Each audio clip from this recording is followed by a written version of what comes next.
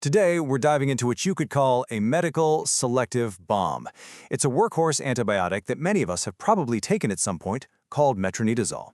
But behind that common name is this really fascinating story of precision targeting. It's a drug that's smart enough to know exactly when to go off and only inside the bad guys. So, have you ever been told not to drink alcohol with an antibiotic? Yeah, there's a really good chance this is the one they were talking about. It's probably one of the most famous warnings in all of medicine, right? But why? I mean, what's actually going on there? What's the science behind that super serious instruction? Well, we're going to get into all of it. All right, so let's get properly introduced. The drug is called metronidazole, but you might know it by its brand name, Flagyl. And this thing is a powerhouse. It really pulls double duty. See, it's not just your standard antibiotic for bacteria. No, it's also an antiprotozoal, which means it takes out certain tiny little parasites too. It's a real secret though. It's all in how this bomb is designed to be armed. Okay, and that right there brings us to the coolest part of this whole thing, the mechanism. How does it actually work? Honestly, the best way to wrap your head around it is to think of it exactly like that, a selective bomb. It's a weapon that's incredibly smart. It knows precisely when and where to detonate. It's really this genius three-step process. So first, step one, infiltration. The drug just kind of slips into the enemy cell, just diffuses right on in. But here's the thing, at this point, it's totally harmless. Then comes step two, arming the bomb. This is where it gets clever. The bomb gets armed by these really specific enzymes that only exist inside these microbes. And this is critical, it only happens in environments with very, very little oxygen. Finally, step three, detonation. Once it's armed, kaboom! It just goes off, releasing this flood of destructive particles. You can think of it like molecular shrapnel, just shredding the microbe's DNA and its proteins, completely destroying it from the inside out. So this is the million-dollar question, right? Why is it selective? Why doesn't it just blow up our own cells, too? Well, it all comes down to the environment. Our cells, they're packed with oxygen, and we just don't have those special arming enzymes. So for the bomb, trying to activate inside one of our cells is like trying to light a match in a hurricane. It's a total non-starter. The fuse just won't light. It stays completely inactive, which is amazing because it leaves us totally unharmed while it goes after the real enemy. And because of that really unique mechanism, metronidazole isn't a scorched earth kind of drug. It doesn't just kill everything in its path. Nope, it has a very, very particular hit list. It only goes after organisms that love those low oxygen conditions. So, who's on that list? Let's take a look. Okay, first up on the hit list, anaerobic bacteria.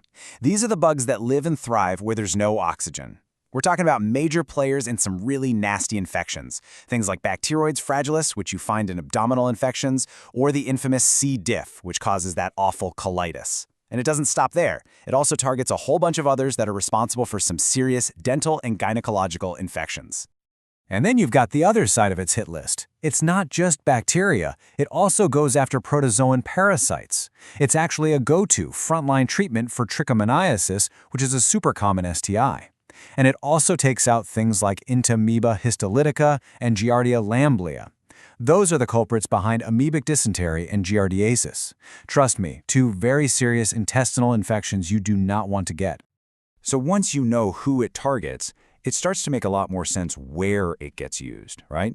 Now we can look at the actual real-world clinical situations, the medical missions, where this drug is called into action.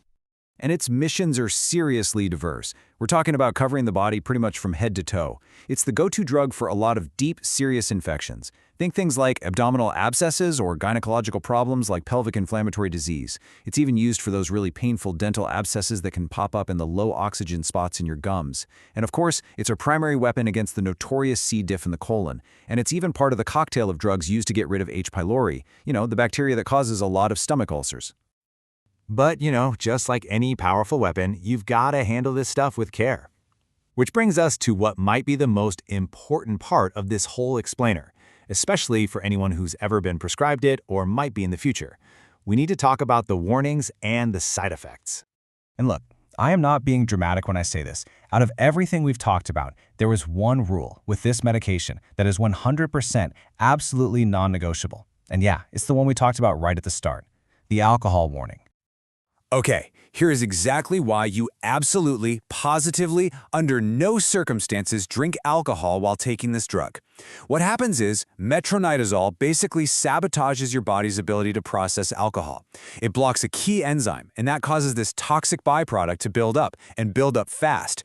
This triggers a really violent reaction. We're talking intense flushing and sweating, a severe, throbbing headache, extreme nausea and vomiting, and a heart that feels like it's going to pound out of your chest. It is a truly, truly miserable experience. That's why you have to avoid all alcohol during the treatment and for at least 2 to 3 days after you finish. Seriously, this isn't a suggestion, it's a strict medical order. All right, so beyond that really big warning, there's one side effect that this drug is famous for, and that's this really distinct kind of unpleasant metallic taste in your mouth. A ton of people get it. It's not dangerous or anything, but yeah, it can be pretty annoying. So besides that metallic taste, you might get some of the usual suspects you see with antibiotics. Some nausea, maybe diarrhea or cramps.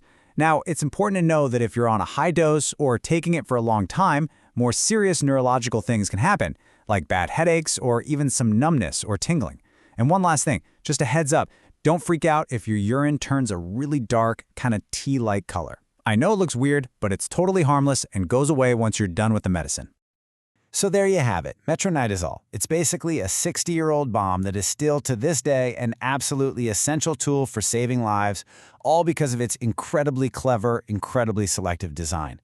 And it really makes you think, doesn't it? I mean, we live in this age of gene therapies and AI-designed drugs, but maybe one of the most important lessons comes from this elegant, simple design of a 60-year-old bomb.